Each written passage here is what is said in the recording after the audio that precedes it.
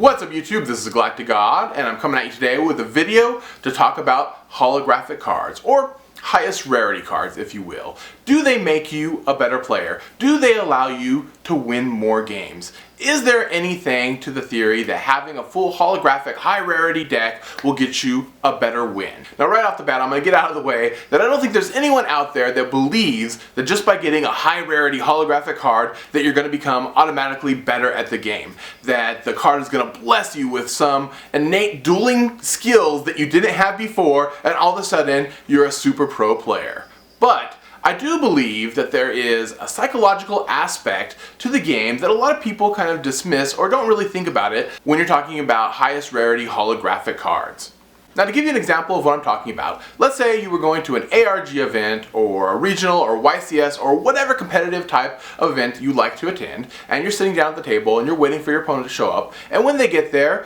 they bust out with one of the original Spellground mats and they place it out on the table, and then they start their shuffling, and you figure out that they're playing Volcanics, but instead of having like common Royal Firestorm guards or Volcanic shells, they have the secret rare first edition Royal Firestorm guards, and they have ultimate rare first edition Volcanic shells. Now let's take the same scenario, but this time when your opponent gets there, they bust out with maybe one of the Battle Pack mats, and they start shuffling their deck, and you see that they're playing Volcanics, and they're using common Royal Firestorm guards and common Volcanic shells. Now, in these two scenarios, which one of these duelists would you immediately assume is the better player? Which one would you be maybe more timid to actually duel against? Now, I'm not saying rarity always has an influence on players, but I think there's a large number of duelists out there who can kind of be intimidated by someone who sits down and has a fully blinged out, highest rarity holographic deck. The assumption within our community really is that if you're going to invest that much into the game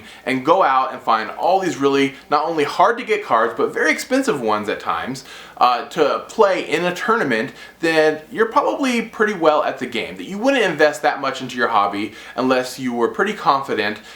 in your ability to play the game and that you would actually top with such deck. Now obviously this is not going to affect every player, but for a good amount of duelists out there who maybe don't have the chance to duel against high level caliber players very often, or to see fully blinged out decks like that at their locals, this could be something that could be very overwhelming for them, and it could have an effect and cause them to do misplays or maybe overthink their moves or not make a correct move when they should, or just to play their deck in a different kind of fashion because they're kind of intimidated by the fact that their opponent has this kind of resources or deck at their disposal. Now I guess there is a flip side to this, as if you are a really good duelist and you wanted to kind of try and psych your opponent out the opposite way, you could show up with maybe one of those paper mats you get from a starter deck or one of the Battle Pack mats or something, and then just play all the lowest rarity cards and give your opponents maybe a false sense of security when they're dueling you because you actually have a better understanding in the game than you think that they might, and they might underestimate your ability. So in the comment section below, let me know your guys' thoughts on the subject.